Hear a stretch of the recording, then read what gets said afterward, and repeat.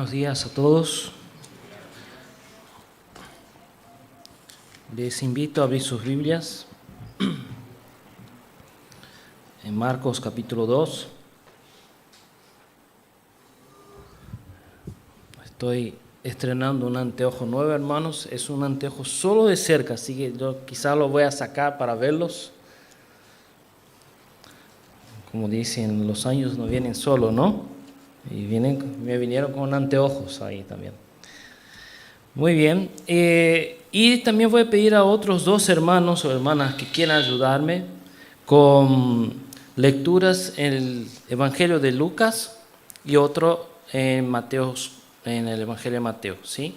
¿Quién me puede ayudar con Lucas capítulo 5? Acá, Nico. Y Mateo 9, allá atrás, Norma. Muy bien.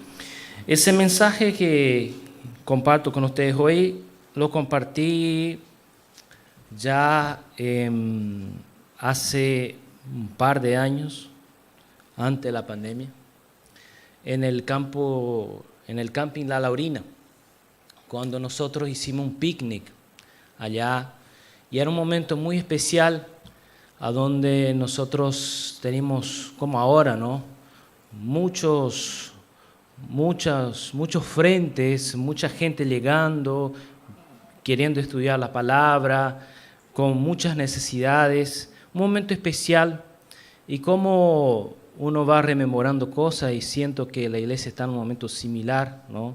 Dije, voy a compartir ese mensaje que para mí es clave para que entendamos nuestro rol en la salvación de las personas, en especial en la salvación del pueblo argentino, ¿no?, del cual yo de alguna forma hago parte, ¿no? No soy totalmente parte, pero participo en esa obra en el medio de ustedes. Y quisiera compartir con ustedes esa palabra que está en Marcos, capítulo 2, versículos 1 a 12.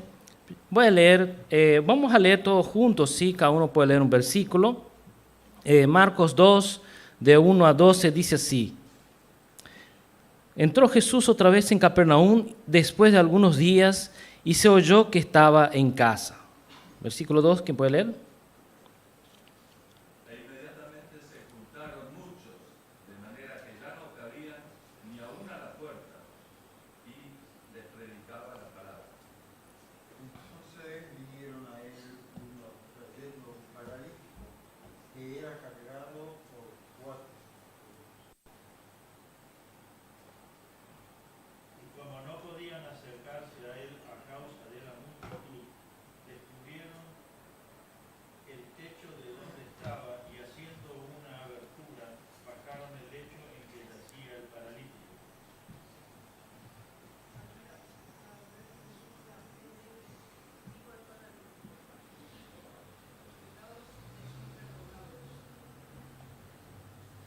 Estaban allí sentados algunos de los escribas, los cuales cavilaban en sus corazones. ¿Por qué habla este así? Blasfemias dice, ¿quién puede perdonar pecados sino solo Dios? Conociendo luego Jesús en su espíritu que cavilaban de esta manera dentro de sí mismo, les dijo: ¿por qué caviláis así en vuestros corazones? ¿Qué es más fácil decir al paralítico, tus pecados te son perdonados, o decirle, levántate, toma tu lecho y anda?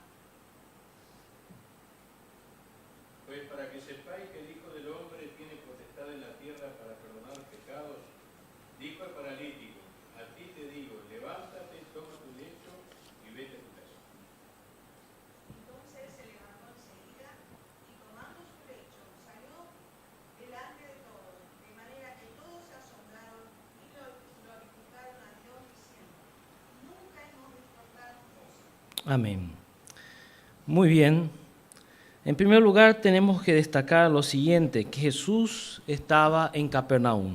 En Capernaum era la ciudad donde en Mateo capítulo 4, versículo 13, ustedes pueden buscar si quieren, Jesús había optado por vivir, ¿sí? Después, una vez que pasó la tentación, ¿no?, en Mateo capítulo 4, los primeros versículos, versículo 13, Mateo 4, 13, y Jesús se mudó a Capernaum, ¿sí? Y ahí empezó su ministerio en ese sector ahí de Israel, específicamente en Galilea. Y podemos decir que algunos comentaristas dicen era su base de operación. Él iba, predicaba en un lugar y volvía. Y también otros apóstoles, supuestamente Pedro, también era de ese lugar. Entonces Jesús estaba en Capernaum, una ciudad que quiere decir casa de Nahum, ¿no? Pero no sabemos si era específicamente la casa de ese profeta, ¿sí?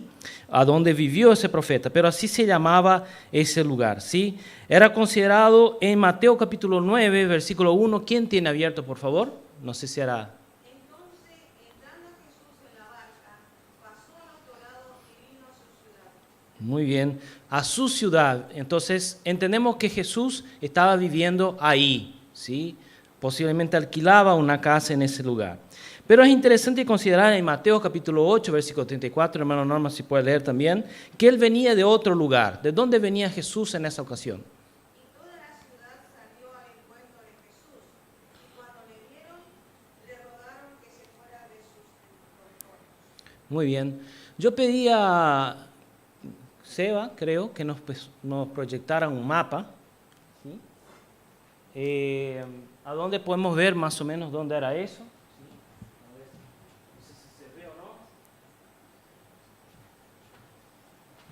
Muy bien, ahí tenemos Capernaum, ¿sí? En la parte superior del mar de Galilea, y Gadara, que sería la parte sur. Entonces Jesús venía de cruzar todo ese mar de Galilea, ¿no? Hacia Capernaum, ¿no? Porque la gente de Gadara lo había echado de ahí.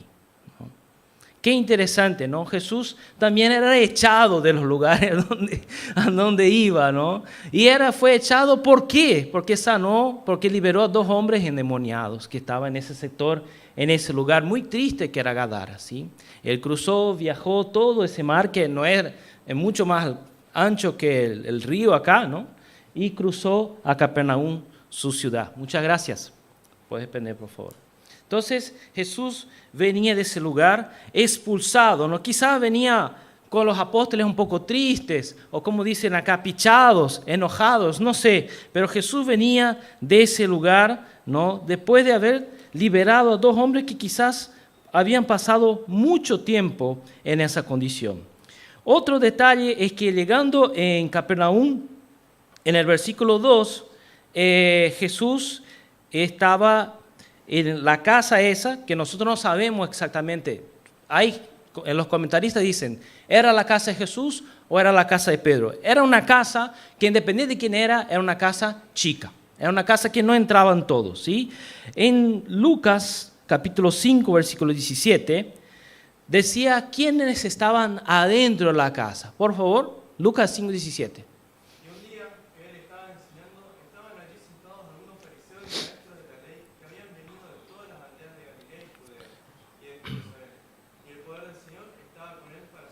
Muy bien, estaban ahí los doctores y los escribas. Los grandes de la región habían venido hasta ese lugar y pidieron: Jesús, enseñarnos mejor lo que es esa palabra que usted tiene, esa buena nueva que usted tiene, ¿no? Jesús estaba enseñando en esa casa. Entonces la casa ya estaba llena, quizás, ¿no?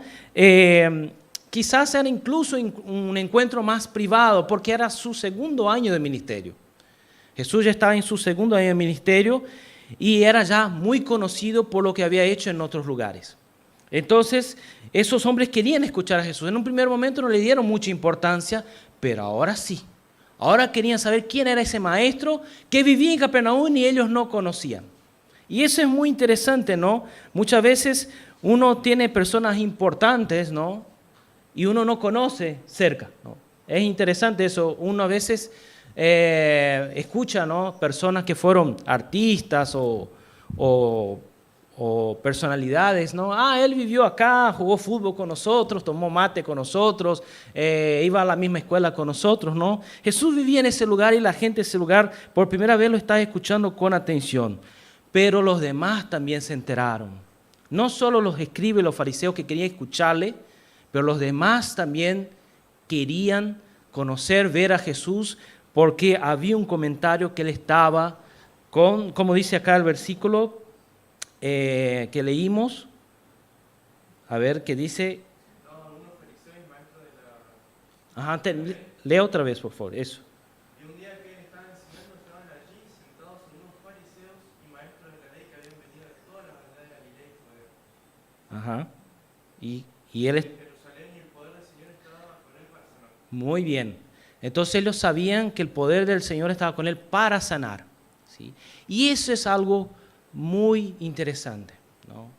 Ellos querían escuchar a Jesús, lo que Jesús enseñaba, la palabra que él tenía que decir, la buena nueva, pero la gente sabía que él también estaba sanando a mucha gente. Y eso me hace pensar lo siguiente, hermanos, que quizás Jesús ya había sanado tanta gente alrededor y en Capernaum tan poco porque no le habían dado importancia. Entonces la gente de Capernaum dijo, bueno, si ese hombre viaja tanto sanando gente, no es posible que nosotros que vivimos acá, que somos sus vecinos, no tengamos la misma bendición. Y vinieron hacia él y por eso la casa estaba llena de gente, no se podía ni mirar por la puerta, no había forma. Y eso es otra cosa triste que también pasa en la vida de las personas, ¿no? Uno necesita escuchar tardíamente lo que Dios está haciendo para después, yo también quiero participar, yo también quiero eso para mi vida. Nos hace pensar que quizás muchas veces nosotros somos como la gente de Capernaum, que tenemos la posibilidad de vivirlo, pero vivimos después que ya pasó ¿no? la oportunidad. O muchas veces aquellos que tristemente tenemos en nuestra familia gente que no conoce, ¿no? La palabra, no conoce a Cristo, no aceptó al Señor en su corazón. Y después viene otro y le predica y dice, mira, ahora entiendo y me arrepiento de haber tardado tanto en aceptar a Jesús. Eso es muy común y es muy triste, ¿no? A veces en Brasil nos pasaba muchas veces eso, ¿no? Uno predicaba al primo, al tío, a la tía, al hermano, a todos, hablaba y oraba. Y ahí venía un predicador de allá, de Estados Unidos, venían, ellos iban, aceptaban. Y ahí recién disfrutaban, ¿no? Eso pasó con Capernaum. Capernaum tardó en reconocer a Cristo, aunque él vivía ahí con ellos. Y eso es un dato muy triste e interesante de esa historia, ¿no? Pero también muestra otro detalle, también la preferencia, ¿no? Y es algo que eso afecta a nosotros, ¿no? Acá los escribas y los fariseos estaban interesados en lo que Jesús tenía para enseñar, pero no tan interesado en lo otro que él va a hacer también en ese texto. En estos años de ministerio me he dado cuenta que muchas veces también nos pasa eso a nosotros. Nos gusta el conocimiento, el estudiar la palabra. Nos gusta, nos encanta, ¿no? Una vez estaba, no voy a decir dónde, ¿no? Pero dije, bueno, ahora vamos a empezar a ir hacia las personas, predicar el evangelio. De alguna forma tenemos que hacerlo. Y una hermana me dijo, pero nos falta todavía más estudio, más formación, más entrenamiento. Dice, pero ¿cuántos años ya estás escuchando? ¿Ya cuántas prédicas ya predicaste? ¿Cuántas capacitaciones, congresos, seminarios, viajes? ¿Cuánto te falta? ¿Cuánta es la cantidad de información que uno necesita tener para hacer algo para Dios? Pero nos sentimos capacitados. Amén, nunca estaremos totalmente capacitados para hacer. Pero acá los escribas y fariseos muchas veces también, aunque no somos, pero representamos a veces ese grupo de hermanos que siempre quieren recibir y nunca están preparados para ver la necesidad de los demás, de lo que sucede alrededor, de aquellos que necesitan algo más de conocimiento, no solo conocimiento, pero también un milagro en sus vidas, ¿no? Sigue el texto, versículos 3 y 4, dice así: entonces vinieron a él unos trayendo un paralítico que era cargado por 4. Y como no podían acercarse a él a causa de la multitud, descubrieron el techo de donde estaba y haciendo una abertura bajaron el lecho en que yacía el paralítico. Y eso acá es lo más extraordinario de la historia, ¿no? Imaginen ustedes que nosotros estamos acá estudiando la Biblia y de pronto comenzamos a escuchar que algo pasa en el techo, ¿no? Y comienza a caer tierra polvo, y nosotros, al agujero allá, bueno, acá ya hay un agujero ya más fácil, pero comienza a caer cosas, ¿no? Entonces directamente cambia el estado de la situación. Ya el centro no pasa a ser lo que Jesús estaba enseñando, sino lo que está pasando en el techo. No era común, la gente no, bueno, salvo el ladrón que podía entrar, ¿no?, por el techo, porque las casas realmente tenían una escalera, algunas casas, no todas, una escalera lateral que accedía al techo, a donde la gente podía estar a la noche, ¿no?, para descansar o charlar un poco, ver el cielo. Eso estaba en las casas de aquel entonces, ¿no? Entonces empezaron a romper un pedazo del techo para poder bajar al paralítico. O sea, fueron con el paralítico. Dijeron, bueno, no perderemos la oportunidad. Jesús viaja mucho, Jesús vive acá, pero viaja mucho. Viaja mucho, entonces vamos a aprovechar esa oportunidad para que tengamos el milagro, porque Él está con ese poder de Dios para sanar. Y esos 4 amigos del paralítico, ¿no?, que eran en verdad 5 amigos, vamos a decir así, el paralítico era amigo de ellos, ¿no? Ellos eran amigos de ese señor, de ese joven, que sabemos que era un joven, porque Jesús le llama hijo, tus pecados son perdonados. Van y encuentran con una multitud, una puerta, no pueden ver a Jesús, quizás lo escuchaban más o menos, y suben al techo y comienzan a romper el techo. Yo me pongo a pensar, ¿no?, la situación. Sí, ¿y qué hacemos? ¿Esperamos hasta el final del estudio bíblico? No, los fariseos hacen muchas preguntas. Esperamos hasta que toda la gente se va, y si se queda el otro día, estamos cansados. Vamos a romper el techo. Y el otro dijo, uno de los amigos dijo al otro, vamos a romper el techo. ¿Cómo romper el techo? No es normal romper el techo en la casa de los demás. Pero ¿qué otra alternativa hay? Necesitamos ese milagro. Y dijeron al joven paralítico, ¿vos aceptás? Sí, vamos, ¿no? Yo acepto. Pero tenemos que bajarte el techo, ¿eh?, con una cuerda, los 4, imagínense el equilibrio, ¿no? Bajar. Ya intentaron hacer algo entre 4, ¿no? Por ejemplo, agarrar una silla y levantar entre 4 personas. Es súper complicado porque hay que coordinar eso. Ahora imagine con una persona sentada en una silla. Y peor, bajar eso. Subir, pero bajar. Y fue a esa situación un paralítico, una persona ya estaba enferma. Todo eso pasó en ese momento. La rotura de un techo, que nosotros no sabemos si era de Jesús, de la casa de Jesús o de la casa de Pedro, y bajar al paralítico. Y los escribas fariseos, que eran hombres importantes, que si tuvieran reloj como nosotros iban a decir, pero Jesús va a tardar demasiado, vamos a esperar ese techo que se rompa toda la noche. Todo eso pasó en ese momento hasta que bajaron al Señor, ¿no?, a ese joven, ¿sí? Lucas 5, 18 y 19, ¿puede leer para nosotros? Y unos hombres trajeron en una camilla a un hombre que estaba paralítico, y trataban de meterlo y ponerlo delante de Jesús. No hallando cómo introducirlo debido a la multitud, subieron a la azotea y lo bajaron con la camilla fuera del techo, poniéndolo en medio delante de Jesús. Muy bien. Ahora lo más interesante es que Jesús sabía todo eso. Jesús sabía lo que iba a pasar. Jesús no dijo, dejen un camino ahí en la puerta, o cuando vengan algo en la camilla,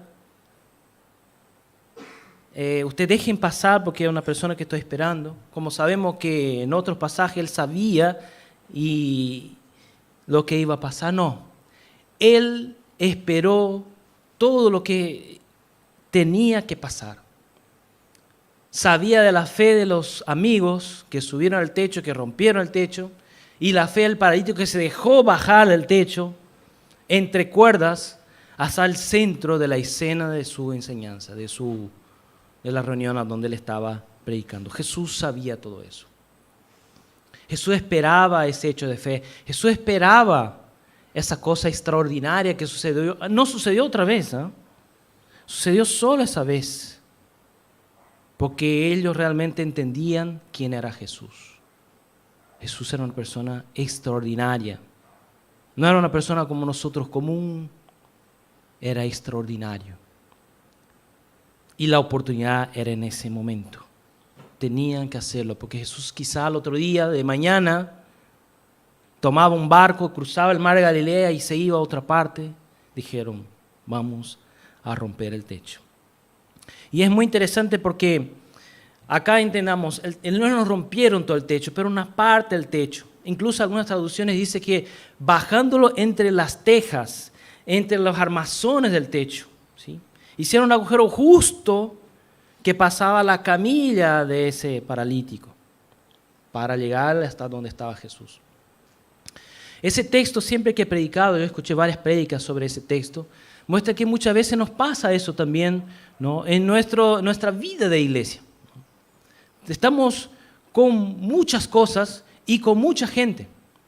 Y a veces no estamos atentos a toda esa necesidad, ¿no? Y la gente tiene que buscar alternativas para llegar hasta Jesús, que está entre nosotros. Nosotros realmente nos interesa lo que Jesús tiene para enseñar. Realmente nos interesa lo que Jesús tiene para nosotros. Pero ¿y qué Jesús tiene para los demás? Nosotros somos ¿qué tipo de multitud? Nadie vio a ese paralítico y dijo, Jesús, vamos a hacer un pasillo acá para que entre ese hombre y reciba una atención. Ese texto nos llama atención también a eso como iglesia, a aquellos que nos están viendo y a cualquier iglesia que tengamos, que exista en Argentina o en el mundo. Estamos atentos a las necesidades ajenas a nuestra comunidad y necesidades que van más allá de la enseñanza, ¿no? Porque lo que nosotros tenemos para enseñar, la palabra, es buena. Es bueno, pero Jesús va más allá de eso. Va más allá de lo que Él tiene solo para enseñar. Y ahora vamos a ver los versículos de 5 a 10. Por favor, voy a pedir a una persona que lea para nosotros Marcos 2, de 5 a 10, por favor. Marcos 2, versículos 5 al 10, hasta el 10. Al ver Jesús la fe de ellos, dijo al paralítico, Hijo, tus pecados te son perdonados. Estaban allí sentados algunos de los escribas, los cuales cavilaban en sus corazones. ¿Por qué hablas así? Blasfemia, dice. ¿Quién puede perdonar pecados sino solo Dios? Y conociendo luego Jesús de su espíritu que cavilaban de esta manera dentro de sí mismo, les dijo, ¿por qué caviláis así?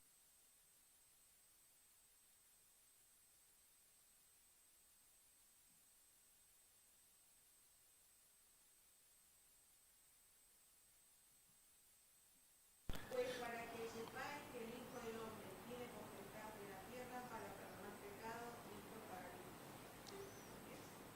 Hasta el 10. Muy bien. Y ahí Jesús, en esa escena extraordinaria, ¿no?, del paralítico en el medio de la reunión, que todos sabían lo que quería, ¿no? Jesús dice, Hijo, tus pecados son perdonados. ¿Cómo se sentirían ustedes si estuvieran ahí en esa reunión? En ese contexto. No me juzguen, ¿ah? Pero quizás yo pensaría, pero Jesús, qué palabra inoportuna. Qué palabra fuera de contexto. Qué palabra, ¿no ves que Él quiere sanación? ¿Usted cree que Él rompió el techo para hacer perdonados los pecados? Jesús es un paralítico. Y los fariseos, ¿qué pensaron?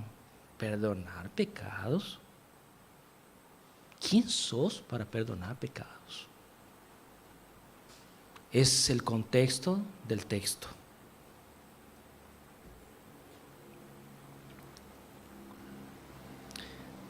Es interesante que a veces hay encuentros, ¿no?, de filósofos y religiones, a donde juntan, voy a mencionar, ¿no?, gente del budismo, islam y otras religiones, ¿no?, que hay. Y todo va bien hasta que la palabra aparece, la palabra que solo en el cristianismo aparece, ¿no? Pecado. Ese punto que cuando uno dice, es interesante, yo ya tuve la experiencia de ver tanto en la televisión como en reuniones en vivo, así, cuando esa palabra aparece, la gente hace eso. Le incomoda, le molesta, porque eso nos pone en condición de seres falibles, imperfectos, limitados, pero en la condición que Dios quiere, el objetivo de la gracia. La gracia vino para nosotros, para salvar a pecadores, personas que reconocen que son pecadores. Jesús mismo dijo, yo vine para los que están, no vine para los sanos, vine para los enfermos, para restaurar, para buscar lo que se había perdido. No para aquellos que se creen sanos. Generó un silencio esa palabra de Jesús. Pero Jesús dijo, ¿qué creen ustedes que es más fácil? ¿Perdonar pecados o sanar una enfermedad como esa? Y Jesús dice, hijo, para que creas que yo soy que el Hijo del Hombre tiene potestad para perdonar pecados, te perdono y después hace el milagro. Jesús se revela a esa multitud como mucho más que un maestro, mucho más que un sanador, como el propio Dios encarnado. El Dios encarnado que vino para resolver un problema, el problema del ser humano, la esclavitud del pecado, para dar el poder al ser humano de vencer al pecado y ser libre de la condenación eterna que nos pone lejos de Dios. Para eso vino Jesús y para aquello que lo hace Dios de verdad. No podemos predicar el Evangelio obviando, dejando aparte ese atributo, vamos a usar una palabra teológica, estamos en un tiempo teológico últimamente, ¿no? En nuestros días.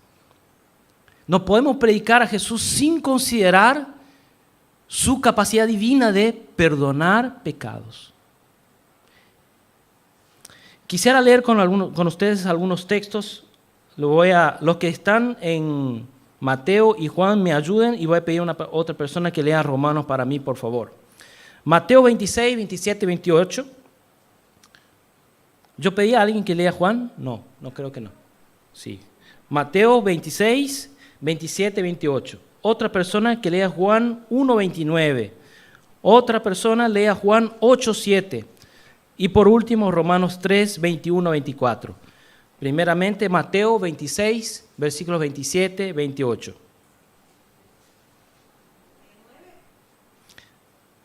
Mateo 26, sí, versículos 27, 28.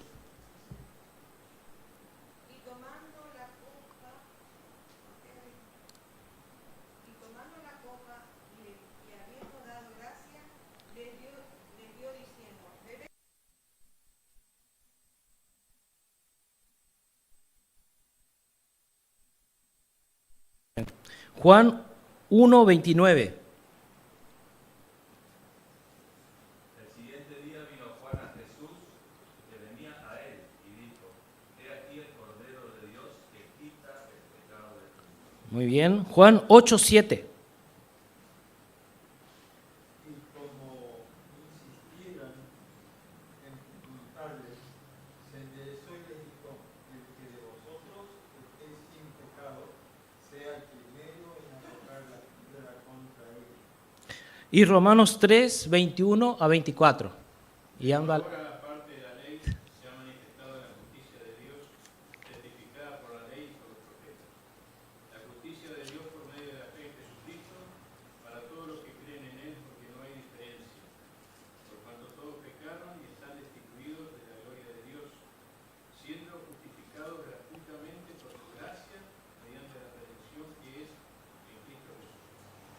Muy bien. Ahí vemos que Jesús vino para morir por nuestros pecados, para liberarnos de la condenación eterna. Si Jesús viviera un día en la tierra, sería para morir en la cruz por nuestros pecados. Quizás no haría ningún milagro, quizás no enseñaría nada, pero eso haría, porque para eso vino. Estaba preparado desde la fundación del mundo. Para eso. El centro del Evangelio es el sacrificio de Cristo por mí, pecador. Y por ti, pecador.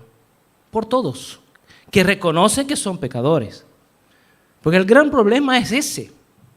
El gran problema es que nosotros muchas veces somos mejores y no somos pecadores. No pecamos, no fallamos. Incluso a los jóvenes les digo, suelo decir en las reuniones de sábado, si usted tiene un problema en reconocer, vaya al psicólogo, para eso están. Para ayudarte a reconocer tus limitaciones, tus errores, tus pecados. Me preocupa cuando uno habla con un joven y no tienen defectos, no tiene errores, no tiene... Ahí para mí es un problema psicológico o no es convertido, una de las dos, o ambas cosas. Para mí es así. Porque la palabra nos pone en contexto y nos muestra que somos pecadores.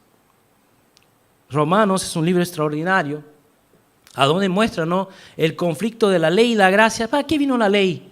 Para poner las condiciones de Dios y decir, estas son mis condiciones. ¿Quieres ser justo? Cumpla la ley.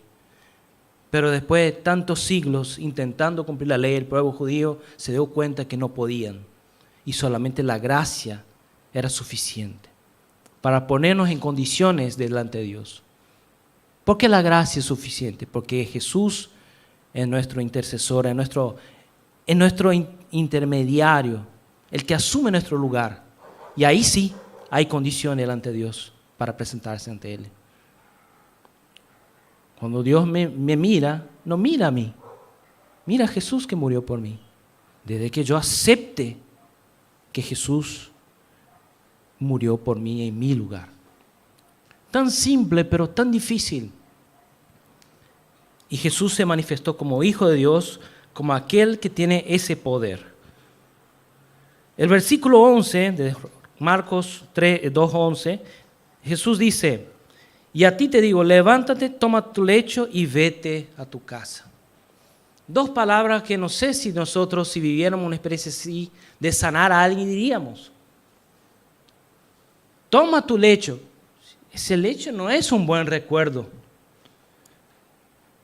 Ese lecho es una memoria de un tiempo de sufrimiento, de un tiempo de limitación, de un tiempo de angustia, de un tiempo de no esperanza, de un tiempo...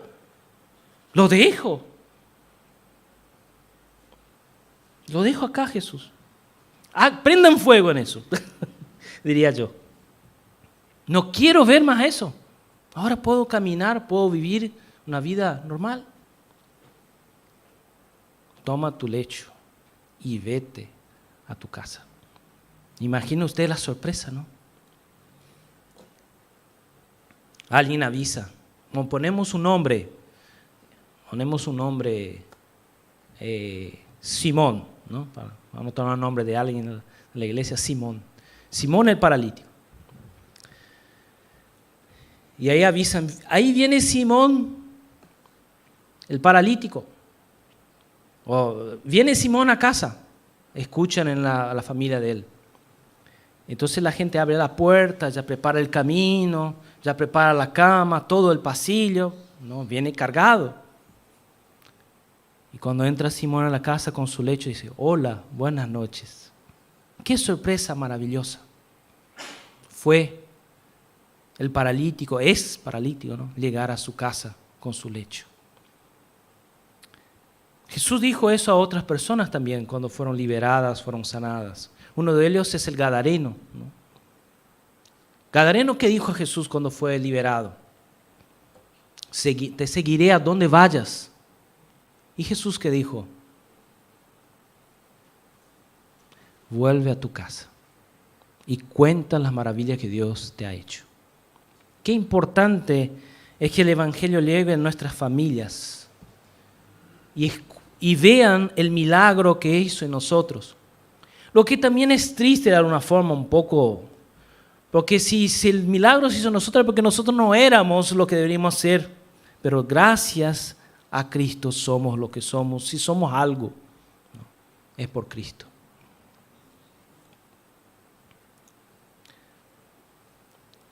Lucas 5:25, por favor, lea para nosotros.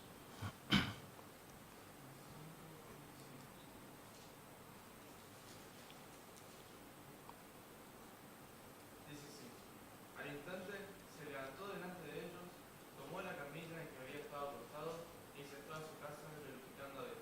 Muy bien. Salió de allá glorificando a Dios en presencia de ellos.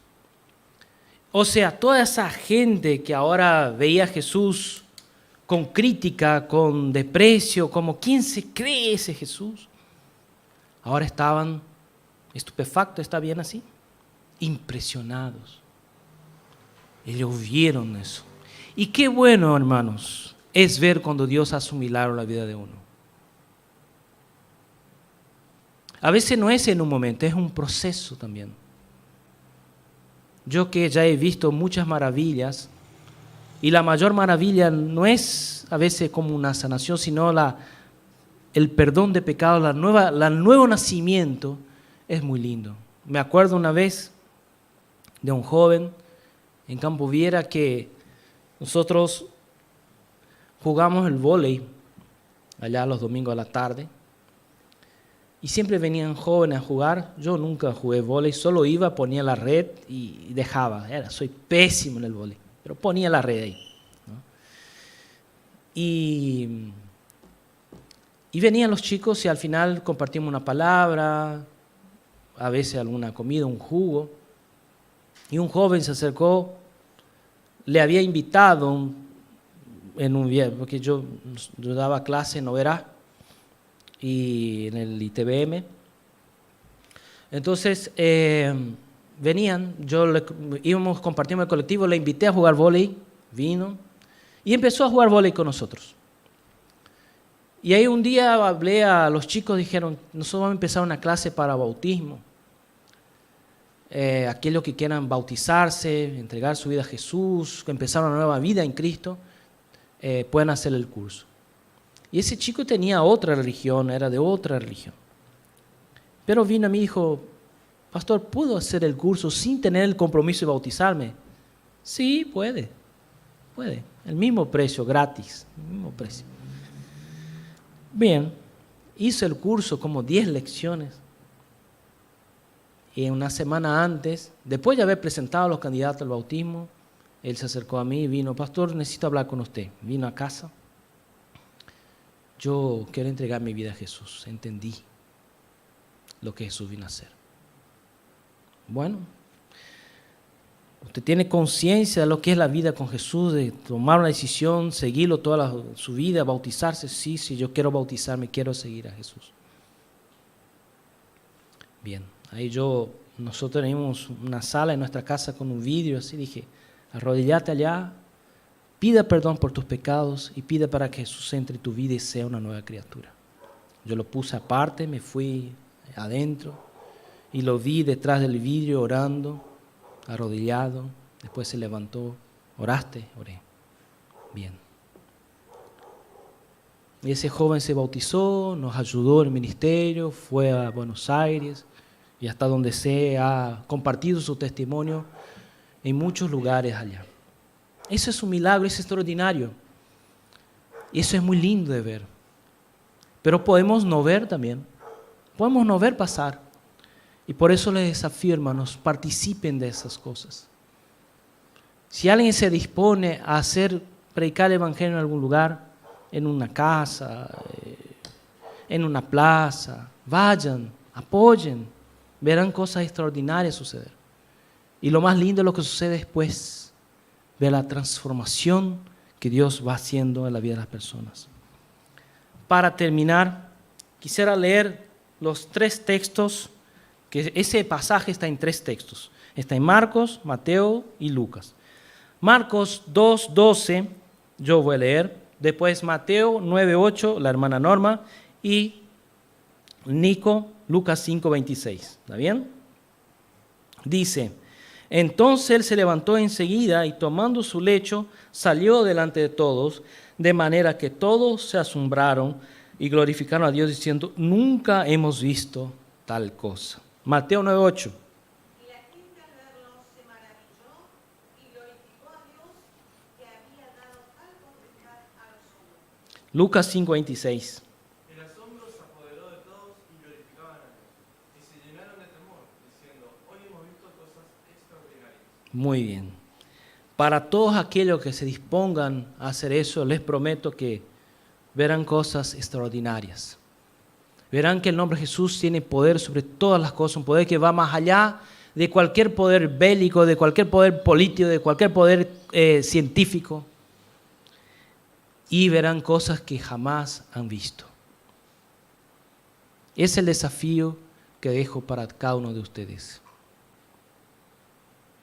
Participen y vean que Dios tiene muchas cosas para hacer con ustedes y por medio de ustedes y juntos. Ese mensaje, hermanos, también tiene una enseñanza implícita, que para salvar uno a veces son necesarios 4. No sé si ustedes ya sufrieron alguna cirugía, yo ya pasé por algunas.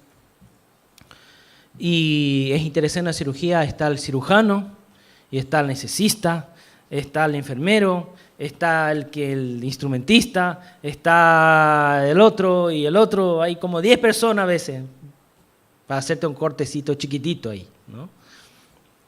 Un montón, un equipo. Y ahí te operan, te anestesian, después despertás, seguís tu vida. Acá eran 4. Es necesario, hermanos, para transformar el destino de un alma, a veces 4, a veces 5, a veces 10, a veces 20. Es difícil, no es fácil. Gracias a Dios, con los jóvenes entendimos eso y algunos hermanos también lo están entendiendo. Para salvar a uno es necesario a veces muchos y vale la pena, porque las maravillas que Dios hace en la vida de ese uno, después se suma al equipo y así vamos trayendo más. Que Dios nos bendiga y nos desafíe por medio de esa palabra a ser parte de un equipo de 4, de 5, de 10 y ver el poder de Dios manifestando por medio de nosotros para salvación y perdón de pecados, que es la obra principal de Cristo en esa tierra. Amén.